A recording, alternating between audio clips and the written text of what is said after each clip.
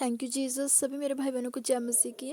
परमेश्वर आज आपको बहुत आशीष दे। तो जो भी वचन हो, ये वचन सबकी ज़िंदगी में उत्तम उत्तम फल लेके आए। आमीन। तो आइए हम सर्वशक्तिमान परमेश्वर जी से आज का रोज़ का मन्ना मांगते हैं। आमीन। रोज़ की रोटी का वचन मांगते हैं। आमीन। सर्वशक्तिमान जीवित परमेश्वर, हम धन्यवाद करते हैं। बीते समाज से संभाल के रखा आपने सभी को। अगला समय आपके हाथों में देते हैं पिता। प्रभु अपने बच्चों की सामर्थ्य अपनी बेटी पर जाहिर करना, बल बन के उतना ढाल बन के हमारे संग रहना परमेश्वर। प्रभु थैंक यू जीसस। प्रभु वचन की गहराई को प्रभु जी हमें वो सभी को समझने वाला वो बुद्धि देना, ज्ञान देना, समझ देना परमेश्वर। हालेलुया। सभी को नया करके जाना आज बुद्धि ज्ञान प्रभु जी अपने विवेक से हमें भर के जाना परमेश्वर। हालेलुया। Thank you Jesus. धन्यवाद यीशु। Thank you Jesus. Thank you holy spirit ji. Thank you Jesus. Thank you Jesus. Thank you Jesus. Thank you Jesus. Thank you Jesus. Thank you holy spirit ji. Thank you Jesus. तो आज के वचन से परमेश्वर ने हमें ब्लेस किया। लूका 10 की 19 वचन से ब्लेस किया। तो आइए हम निकालते हैं, सभी अपनी बाइबल निकालें और 10 चैप्टर निकाले। लूका का 10 चैप्टर निकाले और 19 वचन है। तो वेट करें, हम लूका चैप्टर में जाते हैं। हालेलुया।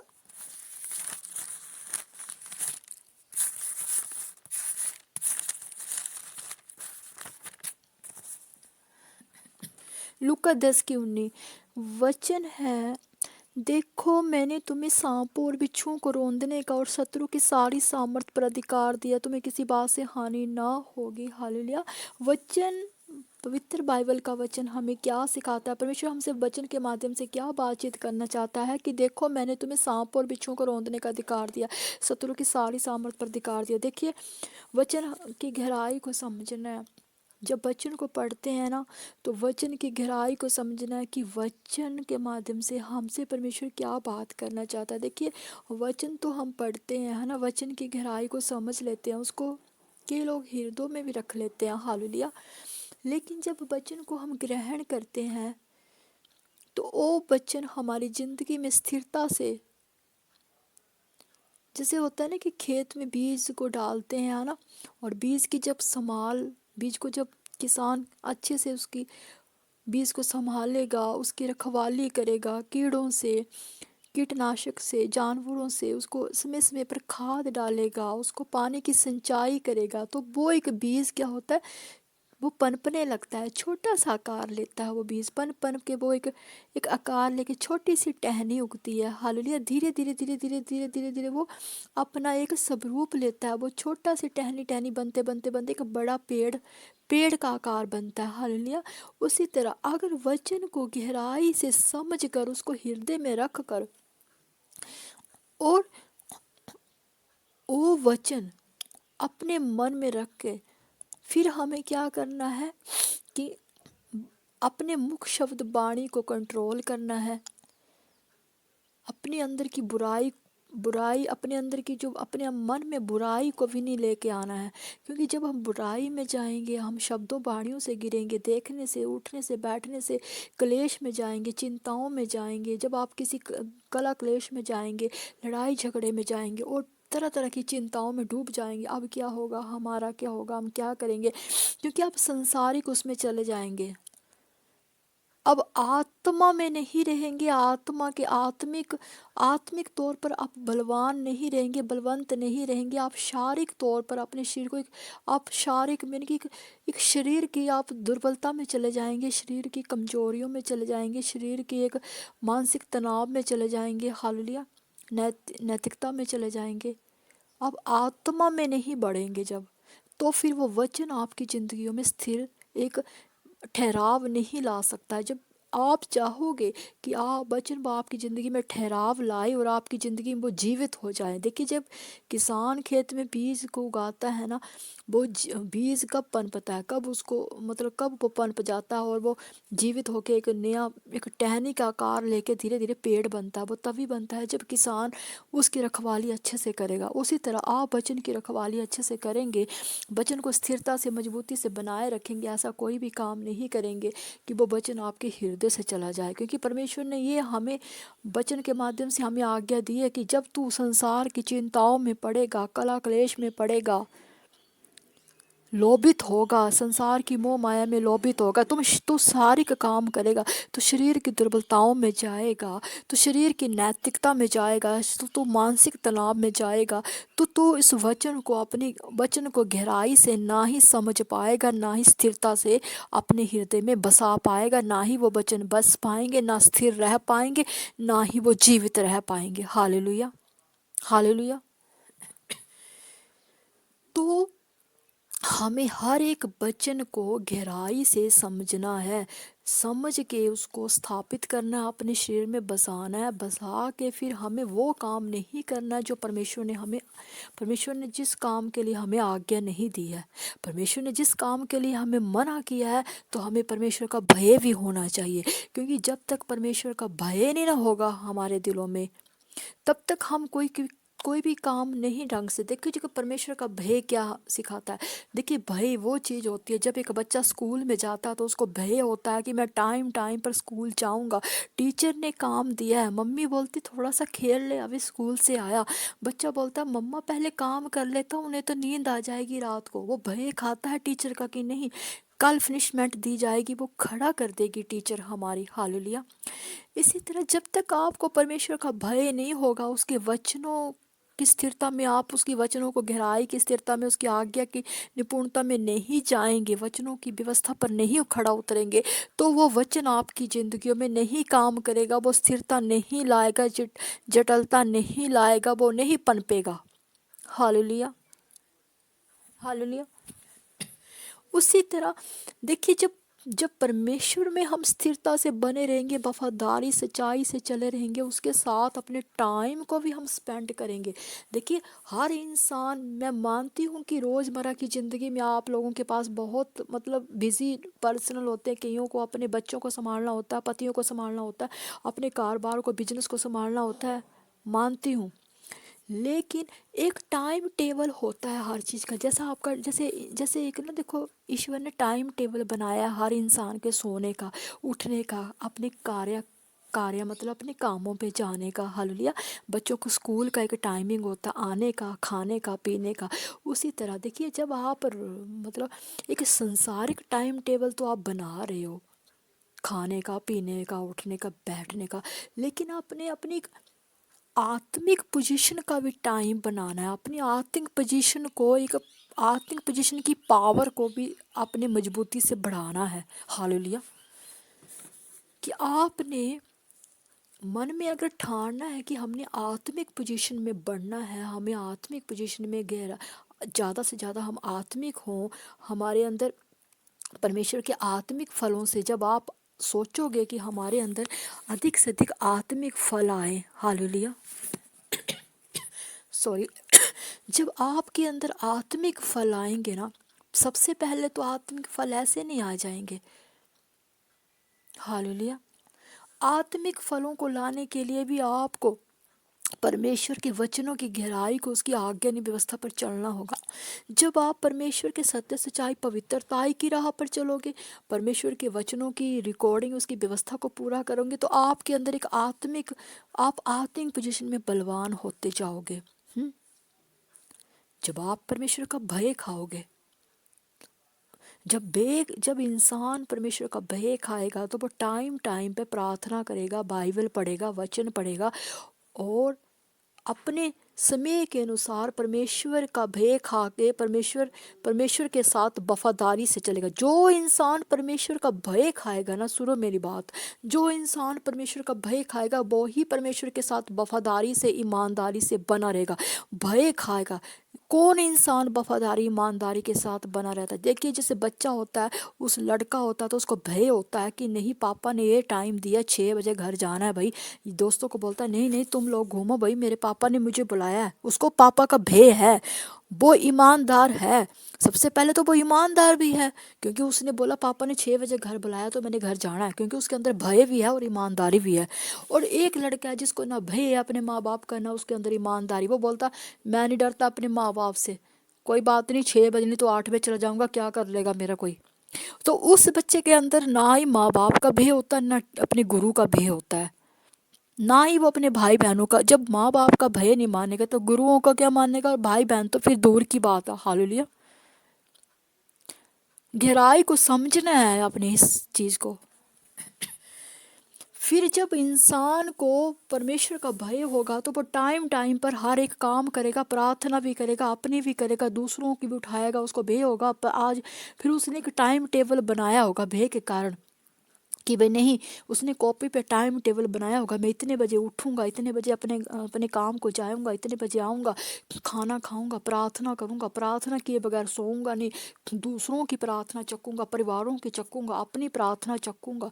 तो धीरे धीरे परमेश्वर परमेश्वर क्या देखता है, जब आप अपनी प्रार्थना भी, जब देखिए एक राजा एक देखिए एक एक बाप है, जैसे मानती एक राजा, उसके चार पुत्र है, तो राजा किसका अभिषेक करेगा उन चारों में से? अफजली वो उसके ज्ञान को देखेगा, उसकी चारों में से सभी के ज्ञान को परखेगा, बुद्धि को परखेगा, निपुणता को परखेगा। हालिया वो उसकी भुजबल को ही नहीं परखेगा। भुजबल अच्छा हो, लड़ने को अच्छा हो, लेकिन बुद्धि हो ही नहीं, बुद्धि उसके पास हो ही नहीं सिंहासन संभालने की, तो वो क्या हो सिंहासन संभालेगा? ऑब्वियसली एक राजा अपने चार बेटों में से उसी का अभिषेक करेगा जिसके पास ज्ञान होगा, बुद्धि होगी, समझ होगी। हालेलुया। जो सारी बातों में निपुणता होगी, उसमें ईमानदारी, सच्चाई, निष्ठा, हर चीज होगी, तो वो उसका अभिषेक करेगा। उसी तरह जब आप परमेश्वर में स्थिरता से बने रहोगे, सच्चाई से बने रहोगे, ईमानदारी से बने रहोगे, निष्ठा से बने रहोगे, वफादार रहोगे, वफादारी से निभाओगे अपने हर काम को, अपने हर काम को वफादारी से चकोगे, परमेश्वर तो सबसे पहले देखेगा कि अगर मैं इसको अपना सिंहासन दे दूं, इसको अपना राजकोष दे दूं, तो क्या ये संभाल पाएगा? सबसे पहले तो आपने अपनी सबसे पहले तो क्या ये अपनी डिलीवरेंस कर रहा है, अपने परिवारों की डिलीवरेंस कर रहा है। एक राजा वही होता है जो अपने भी परिवार को संभाले, अपने भी परिवार को संभाले और सारे अपने पूरे राज्यों को संभाले। हालेलुया। तो क्या ये अपने परिवारों की डिलीवरेंस कर रहा है, अपने परिवारों के लिए प्रार्थना कर रहा है, दूसरों के लिए भी सोच रहा है? ये क्या अपने ही परिवारों की प्रार्थना चक्के जा रहा है? क्या इसने सारा साल में किस किस के लिए, देखिए परमेश्वर के पास पूरा हिसाब होता है कर्मों का। तो जब आपने सोचा होगा कि नहीं, मैं परमेश्वर से एक बड़ा मस्सा लूंगा, बड़ा अभिषेक लूंगा, आत्मिक फलों से भरूंगा, आत्मिक दानों वरदानों से भरूंगा, तो आप शुरू साल से मेहनत करोगे, परमेश्वर की प्रार्थना में बने रहोगे और परमेश्वर से अपने दानों वरदानों के लिए प्रार्थना में बने रहोगे। आपने कृतज्ञता निष्ठा से बाइबल को पढ़ोगे ताकि आपके ऊपर ग्रेस आएगी। जब आप वचनों में बढ़ोगे, जब बाइबल में पढ़ोगे, तो आपकी बुद्धि का विकास होगा, ज्ञान का विकास होगा। परमेश्वर यहोवा आपकी बुद्धि को ब्लेस करेगा, ज्ञान को ब्लेस करेगा। हालेलुया। समझ देगा आपको, बोलने की वो सामर्थ देगा आपको। हालेलुया। और जब परमेश्वर यहोवा ये देखेगा कि ये मेरा पुत्र वफादार है, ईमानदारी के साथ बना हुआ, वफादारी से साथ बना हुआ है, इसमें वो सारे गुण आ गए हैं, ये आत्मिक पोजीशन ब्लेस है, ये औरों के लिए भी प्रार्थना कर रहा है, ये मेहनत कर रहा है। देखिए आपके पास मसा नहीं है, लेकिन फिर भी आप मेहनत करे जा रहे हो, सबके लिए प्रार्थना चक्के जा रहे हो, रिश्तेदारों की चक्के जा रहे हो, जिनको नहीं जानते उनकी चक्के जा रहे हो, आंढ गुआंढियों की, हॉस्पिटलों में मरीजों की चक्के जा रहे हो, और सड़कों में फुटपाथों वालों के चक्के जा रहे हो। आप सभी के लिए, अपने वीर सैनिकों के लिए चक्के जा रहे हो, सभी के लिए आपने कॉपी लगाई है कि मैंने इनकी प्रार्थना आज पूरा दिन करनी है, 1 घंटा मैं इनकी प्रार्थना करूंगी, 1 घंटा अपने परिवार की करूंगी, 1 घंटा अपनी आर्थिक पोजीशन को ब्लेस करने के लिए करूंगी, एक घंटा मैं इसकी करूंगी। तो आपने ये टाइम टेबल अपनी कॉपियों में बनाया हुआ, चक्के जा रहे हो प्रार्थना, तो क्या परमेश्वर नहीं देख रहा है? वो देख रहा है। फिर परमेश्वर आपका बड़ा अभिषेक करेगा, मस्सा करेगा। फिर परमेश्वर बोलता है कि तू मेरे साथ वफादारी से बना रहेगा तो मैं तुझे ऐसी शक्तियां दूंगा, ऐसे दानों वरदानों से भरेगा, फिर तू जो बोलेगा, फिर तेरी जिंदगी में ये वचन पूरा होगा कि मैंने तुम्हें सांपों बिच्छुओं को रौंदने का अधिकार दिया, शत्रु की सारी सामर्थ्यों में किसी बात से हानोगी। फिर तू अगर इस वचन को भी बोलेगा तो वचन तेरी जिंदगी में पूरा होगा कि मैंने तुझे सारी सामर्थ्य दे दी है। कि पिता ने पुत्र को सारी वस्तुएं उसके हाथ, फिर क्या करता है पिता पुत्र को, पिता कौन है? हमारा पिता परमेश्वर। और पुत्र कौन है? आप होंगे, हम होंगे। तो फिर पिता ने पुत्र को सारी वस्तु उसके हाथ में दी। जा बेटा, तू इस लायक हो चुकी है, तू इस लायक हो चुका है कि तू अब मेरे साम्राज्य को, मेरे राज्य को संभालने के लायक हो चुका है। तो मैं तुझे सारा राजकोष देता हूँ अपना। जा, तेरे को इतनी शक्तियाँ दूंगा कि तू महासामर से हर एक शत्रु का नाश कर सकेगा। शत्रु की सारी सामर्थ्य को तू नाश कर सकेगा, क्योंकि तू मेरा योद्धा है। परमेश्वर ने कहा तू मेरा योद्धा है। हालेलुया। और मैंने तुझे युद्ध के लिए क्या ठहराया हुआ है? हथियार ठहराया हुआ है। तू तू शैतान की जाति जाति को टुकड़े करेगा, तू उसके राज्यों का नाश कर देगा। हालेलुया। तो फिर परमेश्वर वो महासामर्थ आपको देगा, वो शक्तियां देगा कि आप एक बार में ललकारोगे तो सारी शत्रु, सारी दुश्मन की शक्तियां सारी नष्ट हो जाएंगी। फिर परमेश्वर बोलता है कि मैंने तो तुझे सारी शक्तियां दी है कि तू सांप और बिच्छुओं को भी रौंद सकता है। तुझे मैंने ऐसी शक्तियां दी है कि तू शत्रु की सारी सामर्थ पर तुझे अधिकार दे दिया है। तू क्यों घबराता है? तुझे किसी बात से फिर हानि ना होगी। वो तभी होगा जब आप परमेश्वर के साथ वफादारी के साथ बने रहोगे, ईमानदारी के साथ बने रहोगे। तो परमेश्वर अपने दानों वरदानों, अपनी महासामर्थ से आपको भरेगा। आप ही कुछ भी बोलोगे तो वो आप किसी के लिए, आप अपने लिए भी आशीष का कारण बनोगे और दूसरों को भी आशीषित करने वाले बनोगे। हालेलुया। तो हमने सबसे पहले परमेश्वर के साथ अपनी वफादारी को बनाना, ईमानदारी को बनाना, फिर कर्तव्य निष्ठा के साथ उसके साथ एक लिंक बनाना है। उसकी हजूरी में, पाक पवित्र हजूरी में अपने आप को दीन करना है और नम्रताई से परमेश्वर में बने रहना है और परमेश्वर के वचनों में बढ़ना है। उसकी वचन की आज्ञानी व्यवस्था पर चलना है। जब परमेश्वर की आज्ञानी व्यवस्था पर चलेंगे तो वचन हमारी ज़िंदगी में पूरे होते जाएंगे, वचन हमारी ज़िंदगी में जीवित होते जाएंगे। जब वचन जीवित हो जाएंगे तो वचन हमारी ज़िंदगी में पूरा काम करेगा, क्योंकि वचन ही परमेश्वर है, परमेश्वर ही वचन है। तो परमेश्वर अपने वादों का पक्का है। अगर आप वादा निभाने के आप वादा कर रहे हो परमेश्वर के साथ कि परमेश्वर बीते समय में जो गलतियां हुई आगे आगे के समय में मैं गलती नहीं करूंगी या करूंगा, तो आप वादा कर चुके हो, आपने वाचा बांध लिया। तो परमेश्वर वादों का पक्का है। जो भी वचन आप मांगोगे या स्थिरता से बनाए रखोगे वो वचन पूरा होगा और ये वचन भी पूरा होगा। फिर आप जो भी बोलोगे, क्योंकि पिता ने पुत्र को सारी वस्तु उसके हाथ में दे दिया, फिर आप कुछ भी बोलोगे, कोई शैतान, कोई दुश्मन की कोई भी शक्तियाँ आप पे काम नहीं करेंगी, क्योंकि परमेश्वर की महासामर्थ्य से आप सारी दुष्ट की चालों को काट दोगे और सभी के चक्रों को खोल दोगे, बंधनों को तोड़ दोगे। हालेलुया। आपको किसी भी चीज़ से कोई हानि नहीं होगी, क्योंकि परमेश्वर की महासामर्थ्य फिर आप सभी के साथ होगी। हालेलुया।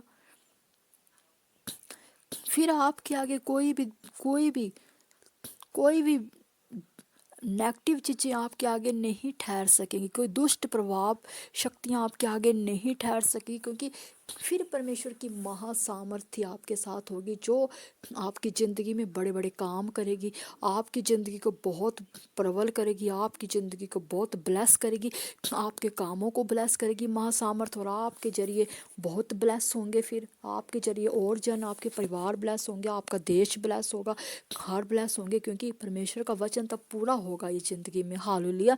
तो इसी तरह परमेश्वर की अधीनताई में, स्थिरताई में, ईमानदारी से, वफादारी से बने रहना, ताकि जो भी वचन हो परमेश्वर के हमारी ज़िंदगी में पूरे पूरे हमारी ज़िंदगी में वो काम करे वचन। हालेलुया। वचन हमारी ज़िंदगी में जीवित हो और जीवित होकर हमारी ज़िंदगी में पूरा डेरा करे। हालेलुया। तो थैंक यू जीसस। ये वचन सभी की ज़िंदगी में 100 गुना आशीष और उत्तम फल लेके आए। God bless you, praise the Lord. खुदा की आशीष, शांति, बरकत सभी की ज़िंदगी में ठहरे। आमीन। गॉड